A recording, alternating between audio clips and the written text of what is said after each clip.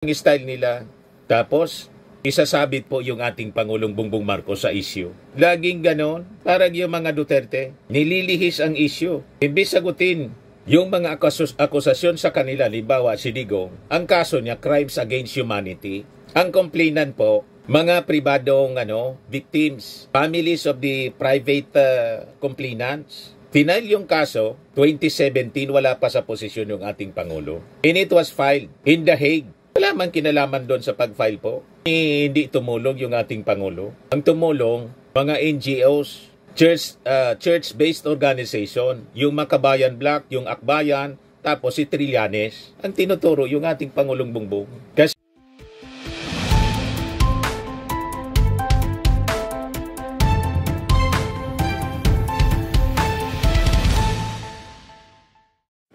hello po mga kababayan, si Dante Maravillas po, Bicolano, Albayano vlogger.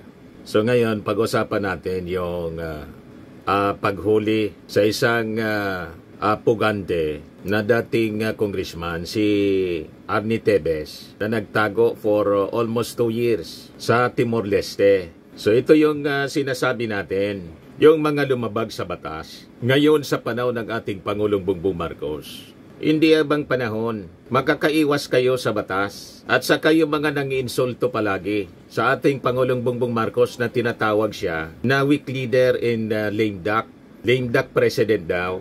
Itawag na ninyo ang gusto ninyong itawag sa ating Pangulong Bongbong Marcos. Pero ang tinatawag ninyong lame duck weak leader president, siya ang nakapagpakulong sa mga pinaka-maimpluwensyang tao dito sa Pilipinas. Una si Pacquiao, si Alice Goong, si Digong mismo mga kababayan na tinatawag nilang strong leader at maisog. O ngayon, nahulog na sa kamay ng ating mga authorities itong si Arnolfo Tevez. Kaya malamang sa malamang, nininervyos na yung isa pang pugante, si Atty. Harry Roque. You see? Lalo na ngayon mga kababayan, ang sumundo pala kay Tevez, ang isang batikang dating pulis at dating judge, retired judge, the sharpshooter, the former SPO4, Jaime Santiago. Astig din mga kababayan. Lalo pa ngayon, ang bagong PNP chief po, si Astig General, 4-star General na po, Major General pa siya ngayon, Nicolas Torre. Di ba, mga kababayan? Tinginin niyo po, sino yung susunod? Ang dami niyan, mga kababayan. But anyway, unahin muna natin yung naging statement ng ating Pangulong Bongbong Marcos. Tapos, ibigay ko sa inyo yung mga pangyayari kahapon. Pinusasan agad po si Arnie Tevez. Pati yung paa, mga kababayan, nilagyan ng kadena, shackles. Pinusasan pati paa. Hindi po makatakas. Mamaya, ipakita ko po sa inyo yung mga pangyayari po doon sa East Timor. Ito muna yung naging statement ng ating Pangulo kagabi. Representative Arnie Tevez is now back in the Philippines. I was first informed of this development by Prime Minister Guzmao during the ASEAN meeting that I just returned from in Kuala Lumpur, that Timor-Leste was ready to send Tevez back to the Philippines. This would not have happened without the assistance of President Horta and Prime Minister Guzmao of Timor-Leste. They have been working very hard to bring this to a conclusion. As we know, the former Congressman Arnie Tevez is facing charges of murder and other crimes related to the ambush killing of the former Governor Digamo. We would like also to assure all our citizens that such lawlessness will not go unpunished. And it is now time for Arnie Tevez to face justice. Yan po ang bagong Pilipinas. Walang puwang ang mga kriminal at mga otak kriminal. And one at a time, one by one mga kababayan, itong mga nagkasala po will be brought to justice. So nakita ninyo ang pagkakaiba ng administrasyon ng ating Pangulong Bongbong Marcos. Ang mga suspected criminals po, ang mga akusado, hinuhuli ng buhay, walang tukhang, bloodless, maayos po. You see, sinusunod ang batas, mga kababayan. At ito yung Pangulo na nilalait, iniinsulto, nang sabi nila, lame duck president. Yan ang mga statement ng mga dilawan. Yung mga analysts ng mga dilawan, pilit na pinoportray nila yung ating Pangulo na weak leader. Weak leader, that is the term used ng mga DDS. Lame duck naman sa mga dilawan. So ito yung sinasabi nilang lame duck and weak leader. Yung pinakang mai-impluwensya na personalities dito po sa ating bansa na nagkasala sa batas. O ito sila ngayon, nakakulong na. Weak leader pa more. Yung ating Pangulo po, hindi lang siya mayabang, tahimik lang na nagtatrabaho. Tama yung kasabihan, silent waters run deep. Sabi sa Tagalog po, ang tubig pag tahimik, asahan mong yan ay malalim. Ang tubig na maingay, asahan mong yan ay mababaw. Yan ang mga DDS, yan ang mga Duterte po. Yan ang lahat ng mga kalaban sa politika, mga kababayan ng ating Pangulong Bongbong Marcos. Sige lang ang daldal. Kung ano-anong masasamang salita, pangiinsulto, tinatawag na weak leader, kuting, lame duck president. Dahil daw sa nangyaring eleksyon, naging lame duck leader na yung ating Pangulo. O, tingnan ninyo ang weak leader and lame duck. Tapos, sabi ni Atty. Topacio, abogado ni Arnie Tevez, ginawang trophy lang daw, mga kababayan ng ating Pangulo si Arnie Tevez, kasi baksak yung ratings ng ating Pangulo. Anong kinalaman niya ng pagbagsak ng ratings ng ating Pangulo sa kaso ng kliyente mo? Unang-una, lahat yata ng kliyente mo nakakulong na. Si Alice Go, si Pacquiao. Ngayon si Arnie Tevez. You see?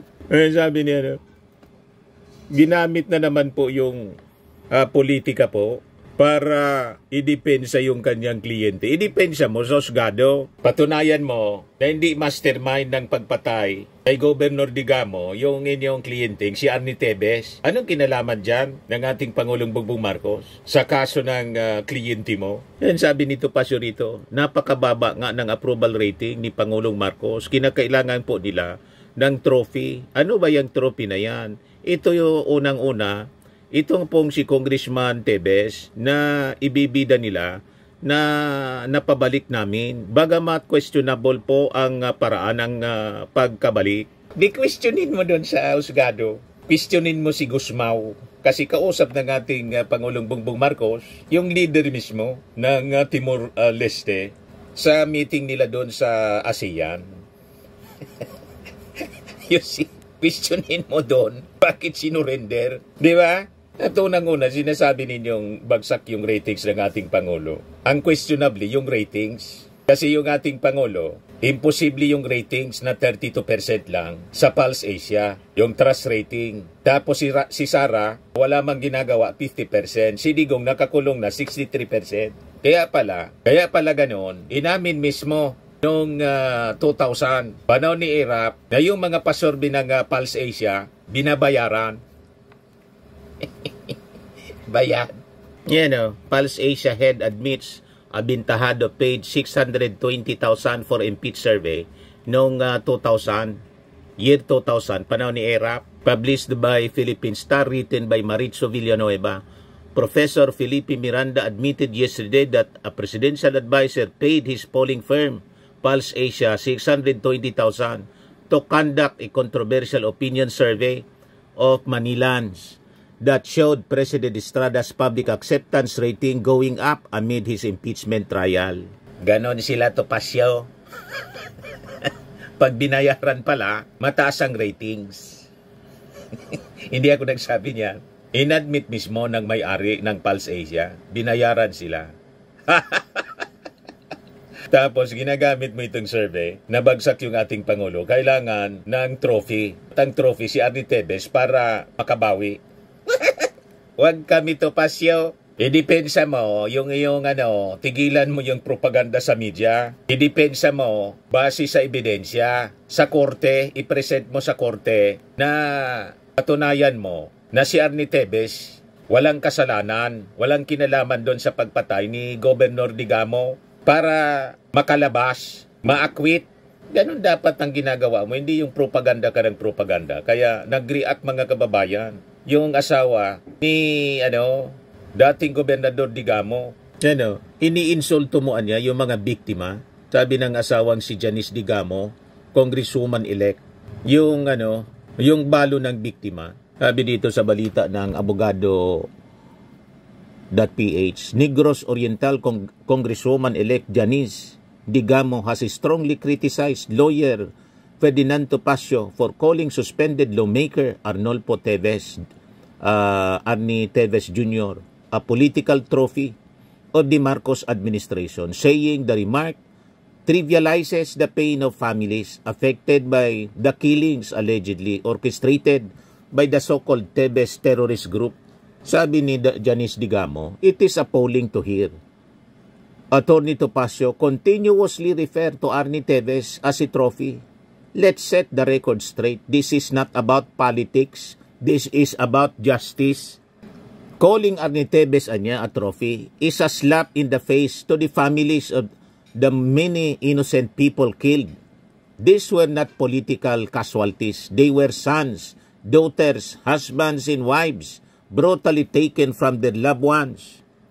Imagine, nilosob mismo yung bahay mga kababayan ni Governor Digamo. Siyam yung patay. Matindi po yung ginawang assault. Digamo urged Topacio to stop turning every issue into a political drama and instead explain why, according to government prosecutors, at least 2 of the arrested gunmen named Tevez as the alleged mastermind behind her husband killing. That is what the people of Negros Oriental and the entire country deserve answers to. We will not be distracted. We will not be silenced. We will see this through. Sabi po ni Janice Digamo. Yun ang style nila. Tapos, isasabit po yung ating Pangulong Bongbong Marcos sa issue. Laging ganon, parang yung mga Duterte, nililihis ang issue. Imbis sagutin yung mga akusasyon sa kanila, libawa si Digong, ang kaso niya, crimes against humanity. Ang complainant po, mga pribadong victims, families of the private complainants. Final yung kaso, 2017, wala pa sa posisyon yung ating Pangulo. And it was filed in The Hague. Wala man kinalaman doon sa pag-file po. Hindi tumulong yung ating Pangulo. Ang tumulong, mga NGOs, church-based organization, yung Makabayan Bloc, yung Akbayan, tapos si Trillanes, ang tinuturo yung ating Pangulong Bongbong. Kasi lumabas nagkataon mga kababayan, yung warrant of arrest, sinerve po ng Interpol, panahon ng ating Pangulo. Presidente yung ating Pangulo. Anong kinalaman doon? May obligation tayo sa Interpol. You see? Tinuturo na po, sinisisi yung ating Pangulo kung bakit nakakulong si Digong sa Dahig. Nakakulong si Digong sa Dahig kasi kinasohan ang mga biktima ng AGK. Anong kinalaman doon ng ating Pangulong Bongbong? In like manner sa impeachment trial, sa impeachment ni Sara Duterte, si Sara yung nagbanta na ipapatay yung ating Pangulo, si First Lady, tapos si Martin Romualdez. Kaya siya na-impeach. Si Sara ang gumastos ng confidential funds na hindi maipaliwanag yung mga chichirya, pati pangalan ngayon ng mga senador na damay na, pati congressman. Pagkatapos, isisisi mo sa ating Pangulong Bongbong Marcos. Bakit? Yung Pangulo ba yung nagsabi, gastusin mo ito sa chichirya? Yung Pangulo ba, yung nagpo sa kanya na bantaan siya mismo? Di ba lahat ito, ginawa ni Sara on her own volition? Pagkatapos ituturo ninyo, sisisihin ninyo sa mga trouble ninyo, kinakarap ninyong kaso, yung ating Pangulong Bongbong, ganun din si Harry Roque, pilit ninyong nililihis yung issue. Kaya sabi ni DOJ Secretary Boyeng Rimulya, na na-retain ng ating Pangulo na siguradong masamang-masama ang loob ng mga DDS kasi gusto nilang matanggal si Boyeng Rimulya, si John Vic Rimulya, pati si General Torre. Si General Torre po na-promote pa. PNP chief na ngayon. Yung magkapatid na Rimulya po, retained. Ang natanggal po, mga kababayan, sa latest trans ng revamp, si Medardo Guevara, tao ni Digong. Pinalitan, mga kababayan, ang pumalit na pakagaling na Solgen or Solgen. Ayan po, bagong Solgen. Attorney Darlene Marie Berbirabe, Dean of the University of the Philippines College of Law and former CEO ng Pag-ibig Fund. Tapos na-retain yung mga kinakainis nila na mga secretaries. The Rimulya Brothers and Sigibo Chodoro. You see, mga kababayan, kaya masamang-masama ang loob ng mga DDS ngayon po. Lalo na appoint si General Torre, Nicolas Torre, PNP Chief. Ngayon, dito tayo sa naging statement ni DOJ Secretary Rimulya. Ayan o. Boying warns fugitives after Teves deportation. The long arm of the law will catch you. Umanda ka na, Atty. Harry Roque. You're next in line. At malamang may kalbo. With General Torre, mga kababayan, yung ICC warrant of arrest pa naman, laging secret yun. Mag-enjoy na kayo. Si Bato, si Bongo, pati si Sara Duterte, mag-enjoy lang kayo. At ituloy ninyo ang mga attacks, di ba? At paninira sa ating administrasyon. Ituloy lang ninyo. Itodo na ninyo. Yan ang challenge natin. Itodo ninyo. Yes, sabi ni Boying, hindi ho kami tumitigil. Hindi ho tumitigil ang trabaho ng DOJ. Marami pa ho tayong kasong pinag-aralan at pinupurso. Malinaw po ang mensahe ni Boying Rimulya. Marami pa at mga kilalang tao. Influential. Marami pang pinupursong kaso. Tingin ninyo, sino-sino ito? Sino-sinong mga personalities, mga kababayan? Parehas na niya, Mr. Maravillas, yung nasa isip natin. Your guess is as good as mine. Ano? Marami pa ho tayong kasong pinag-aralan at pinupurso, hinahabol at hindi ho tayo titigil sapagkat ito po'y pangangailangan ng taong bayan na magkaroon ng hustisya para naman ang bansa mismo na minamahal nila ay magmamahal din sa kanila. Rimulya said Teves will undergo standard booking procedures upon arrival, including medical check-ups and fingerprinting before being presented to court for arraignment. O ito si NBI Director Santiago. Kagabi, yung kanyang statement po. Kasi si Teves ay nag-request na tanggalin na lang yung posas. Bakit kinailangan pa rin po natin siyang posasan? Yes, yun ang protocol. Nung itayo-order siya sa atin, naka-request ni authorities, naka-process siya, pati sa tahan, naka-process. So, hindi naman tayo masyado naturuin. Pinusasan lang natin siya sa kamay. But that is protocol. Talagang gano'n. Pagka ang tao ay arestado, kailangan naka-process. Sir, pagdating sa Maynila, anong gagawin niya sa FBI office? Yung process na. Booking, yung mugshot, and then, medical, siyempre. Sabi niya nga sa akin, marami niyang gamot na iwan dito.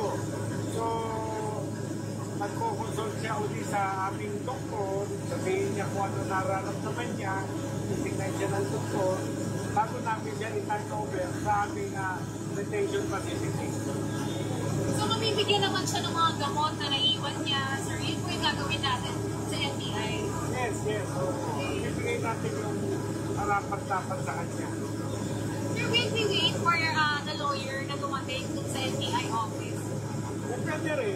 Pwede rin na pinasahan namin siya ng Miranda rights at sinabi namin na pwede niyang kumuha siya ng abogado na piling niya.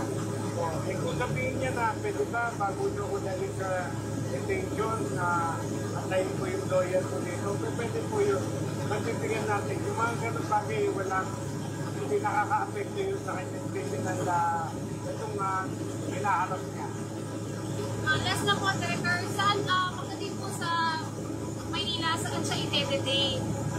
Ayun nga, sa aming detention, NBI Detention Center, yung NBI Detention Center ay nasa Bohol.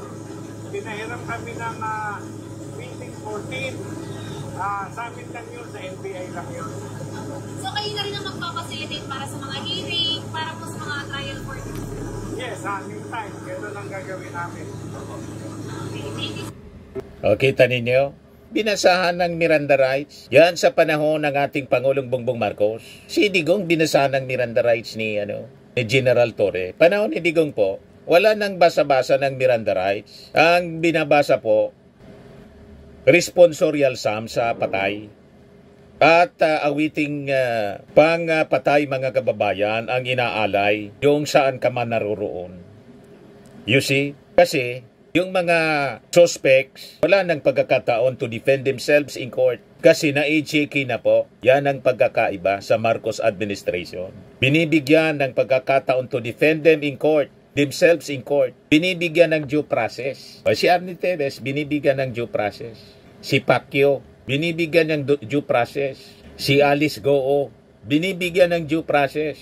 Si Digong sa Dahig, binibigyan ng due process. At pag nahuli itong si Attorney Harry Roque, ganun din ang ibibigay sa kanya. Due process. Nakita ninyo? Pagkatapos galit kayo kay President BBM, tapos tinatawag pa ninyong weak leader, lame duck president. Saan ka nakakita ang weak leader, lame duck president na yung maisog na leader sinurrender sa ICC? Yung mga kilala, influensyang personalities tulad ni Pacquiao, ni Alice Goo, o ngayon si Arnie Teves, nasa hawla na ngayon.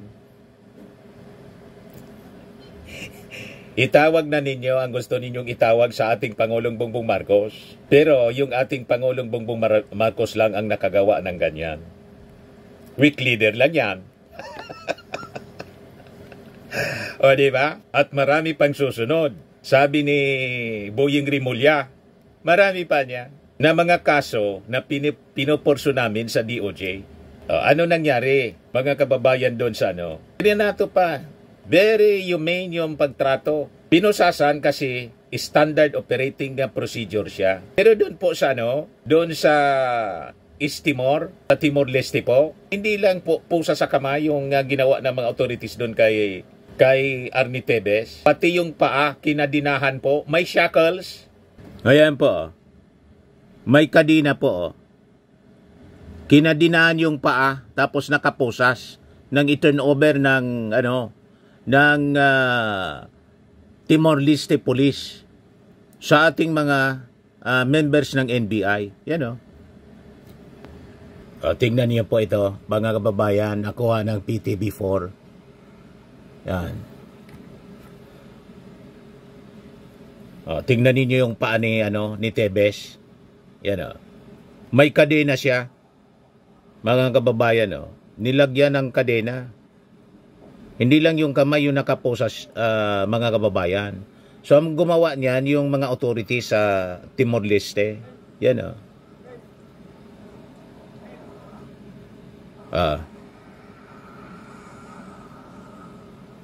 walang audio. Andali lang. Ipapakita yung paa niya. Maya-maya, mga kababayan.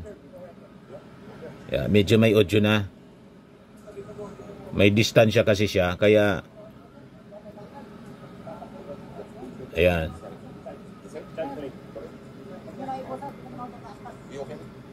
Yung pagsakay sa eroplano, pasakay pa lang siya sa eroplano, ipapakita yung parting paa niya, mga kababayan. Dali. Ulitin natin yon.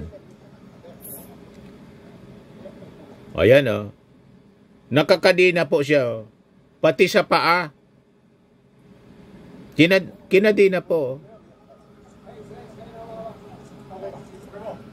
Yan. Ang nagkadina niyan, hindi po yung NBI kasi hindi pa na ito-turn over. Ito-turn over pa lang po. Yan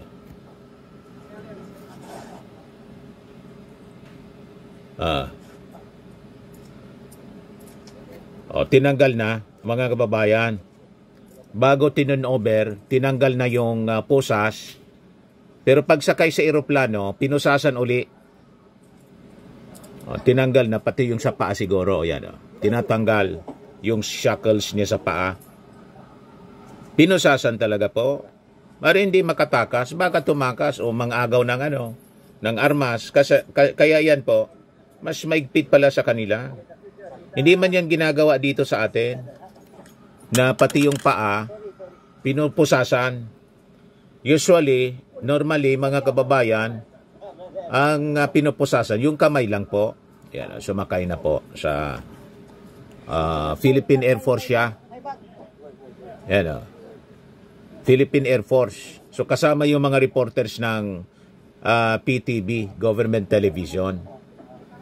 Yan, dyan na po, sa upuan, nang makaupo na, binasahan na siya ng Miranda rights. O, ito yung pagbasa sa kanya ng Miranda rights ng taga DOJ, NBI. Yan o. Ginoong Arnolfo Tevez Jr., kayo po yun. Ito si Tevez. You are under arrest by virtue of the warrant of arrest issued by Manila Court on September 2023 for 10 counts of murder, 12 counts of frustrated murder, 4 counts of attempted murder. In addition to that, in 2024, a warrant of arrest was also issued against you by the Dumaguete Court for murder, for illegal possession of explosives, for illegal possession of firearms, and for the Terrorism Financing Prevention and Suppression Act. Ginoong Arnolfo Tevez Jr., kayo po ay may karapatan malaman ng iyong karapatan. At ito po ang mga sumusunod. Kayo ay may karapatan tumahimik. Ano man ang sasabihin mo ay maaaring gamitin sa iyo o laban sa iyo sa hukuman. Kayo ay may karapatan kumuha at umili ng abogado. Kung wala ho kayong kakayanan kumuha ng abogado, bibigyan ho kayo ng ating gobyerno. Naiintindihan niyo po ba yung mga karapatan na yun? Sir. Thank you po. O, ito nakikipag-argumento pa siya sa taga-NBI na wag na daw siya lagyan ng posas. Huwag nyo lang lagyan nyo sa kaha. Ay, sa kamay, huwag na sir. Hindi naman katakas. Hindi, protocol sir, protocol. Nag-insist po yung NBI, si Director Santiago. Protokolan niya ito. Huwag na ako lagyan. May usap na ako, huwag na. Sir, protocol lang po. Protokolan niya ito. Opo, pagalitan.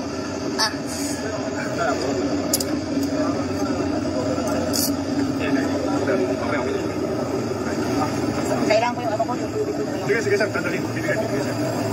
Chip, sabay na natin yan. Hindi mo nila po by force. Kailan nyo sir? 2 days po? 2 days po? Alam mo, wala ko kung ako ako basta nila. Tama lang. Sir, dahil lang sir. Sige, sir. Mamaya na, mamaya na. Okay, sir. So, isa-set naman sa atin sa iyo yung warang mo sa Pilipinas. Okay, please. Ayaw sana magpapusas, iprotokolan niya ito. At isa pa, iba ka manlaban po, biglang mangagaw po ng armas habang nasa eroplano at yung stage mismo, yung nasa tabi niya, si Director Jaime Santiago. Di ba po? Hindi papayag si Director Santiago, dating pulis yan, sharpshooter, at dating judge, mga kababayan. Hindi siya palalamang. Kaya magalang pa rin yung ating mga authorities. Nirespeto ang mga karapatan ng akusado. Binasahan ng Miranda rights. Panahon ni Digong po, ang binabasa na po na may kasamang awit sa patay. Kasi na AJK na po. At ang binabasa po, responsorial sum sa patay. Yan ang pagkakaiba, mga kababayan. Pagkatapos, nagagalit kayo sa ating Pangulong Bongbong Marcos na binabansagan pa ninyo, tinutuya ninyo, nilalait ninyo na isang weak leader, lame duck president, Saan ka nakakitang weak leader, lame duck president na yung mga pinakang celebrated case at mga kilala ma-influential personalities nasa hawla na ngayon? Si Alice Goo, si Pacquiao, si Digong, ngayon po si Tebes. At susunod na po, sino yung gusto ninyong isunod? I-post ninyo yung inyong mga comments. Sino ang gusto ninyong isunod? Ito na yung mugshot, mga kababayan ni Arnie Tebes. Yes, sabi ng ating Pangulo, Tebes should now face the music. It is now time for Mr. Tebes to face justice. Ito na yung booking proceedings. Yan Sabi sa report ng Manila Bulletin, look, former Negros Oriental Representative Arnulfo Arnie Tebes Jr. is facing multiple charges. Underwent booking proceedings at the NBI headquarters in Pasay City on Friday, May 30. Ito yung interview, mga kababayan, kay NBI Director Jaime Santiago. Hindi na po tuloy yung pagdala sa kanya sa NBP ngayong araw. Tomorrow morning na lang, gabi na, kailangan makapagpahinga na yung mga tao, pati si Kong Arnie. Tatapusin muna namin itong procedure, medical niya, yung booking, yung mugshot, tatapusin na namin dito, and then we will mag-rest muna siya. Bigyan namin siya ng umutunan, and then early in the morning, pagtapos na lahat ito, we will proceed to detention center. Dito na po siya matutulog sa 9th floor, sir? Dito. Dito mismo? Dito. Okay. May sopa naman, bigyan na lang namin siya ng kumutatunan. Anyway, the lawyer, the mother is already here. Makakapag-usap sila. Pwede po sila magstay, yung lawyer and mother, for the night? No. Mag-usap lang sila, and then kailangan makapagpahinga rin yung tao. Okay, thank you. May hirit pa kayo, mga DDS? Weak leader? Di weak leader? Ano ngayon, mga dilawan? Lame duck president ba yung ating Pangulong Bongbong Marcos? O di lame duck president? Basta yung mga pinakang matitinding pugante, mga pinakang ma-influensyang tao na naka-commit ng krimen, nasa hawla na ngayon. Courtesy ng weak leader, lame duck president. O di ba pa? Pero walang namamatay. May due process. Walang dumadanak na dugo. Yan ang totoong hustisya. May pagrespeto sa due process, mga kababayan. Exciting ang mga susunod na araw. Lalo na ang bagong PNP chief, si General Astig Nicolas Torre. Ayos, yung NBI chief natin, si dating SPO4 Jaime Santiago, sharpshooter, Astig din. Lahat ng Astig nandyan na sa administrasyon ng ating Pangulong Bongbong Marcos. Tapos yung mga inotil po, lalo sa mga sekretaris na mga dati pang tao ni Digong, pati yung mga sa GOCCs, pinaresign na po. Courtesy resignation. At itong ating programa, mga kababayan, atid sa inyo nitong ating mga sponsors. Fairmax Framing and Lifting Cream. Pinapay po sa mga pulses in affected area. Mainam po ito sa mga pains at paninigas ng mga kaso-kasuan. Ito sa mukha naman yung application, anti-aging, Automax po siya. Ito ay Glow 60, mga kababayan. Whitening po siya. Made in South Korea. Ito naman po, Ningxia Red Mix Fruit Drink. Gawa po siya sa goji berry. May anti-cancer properties po siya. At sa mga nagana po ng malinis and spacious fitness gym, pumunta lang po kayo sa aming Colossal Fitness Gym. May Grab car rental din po kami. At bills payment po sa aming office. At saka sa mga mahilig po sa mga imported bags, manood po kayo sa live selling ni Madam Aileen Rosales sa kanyang Aileen Closet po. Pati mga shoes, ito yung kanya po. Ito yung kanyang page. Kita ninyo, napakagandang mga online selling po siya. Si Madam Aileen Rosales. At cellphone number niya po, 773-798-7816. Ito naman po yung bago naming product na binibenta online. iGlow Serum, whitening po siya. Tingnan ninyo yung epekto sa aking anak na architect before and now. Yung mga inquiries po ninyo, dumiretso na lang kayo sa kanyang Facebook account, Riz Maravillas.